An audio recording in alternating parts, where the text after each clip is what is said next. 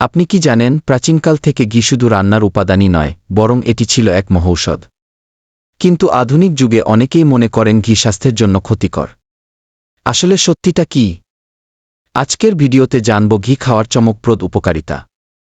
ঘি আমাদের পরিপাকতন্ত্রের জন্য অত্যন্ত উপকারী। এটি পাচক রসের নিঃসরণ বাড়িয়ে হজম শক্তি উন্নত করে। আপনি যদি প্রায়ই গ্যাস্ট্রিক বা বদহজমে ভোগেন, তবে অল্প পরিমাণ ঘি আপনার জন্য হতে পারে কার্যকর সমাধান।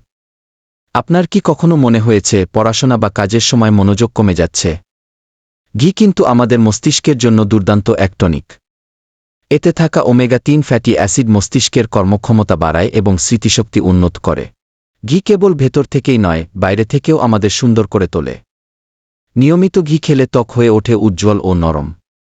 এছাড়া এটি চুলের রুক্ষতা দূর করে, চুলের গোড়া মজবুত করে এবং খুশকি কমাতে সাহায্য করে। অনেকে ভাবেন ঘি খেলেই মোটা হয়ে যাবেন।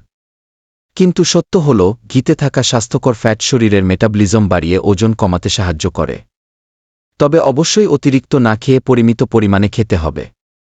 ঘিতে আছে অ্যান্টিঅক্সিডেন্ট ও ভিটামিন এ, যা শরীরের রোগ প্রতিরোধ ক্ষমতা বাড়ায়। এটি ঠান্ডা, কাশি, সংক্রমণ এবং বিভিন্ন রোগের বিরুদ্ধে লড়াই করতে সাহায্য করে। তাহলে বোঝাই যাচ্ছে, ঘি শুধুমাত্র সুস্বাদু নয়, এটি আমাদের স্বাস্থ্য রক্ষার জন্য খুবই দরকারি।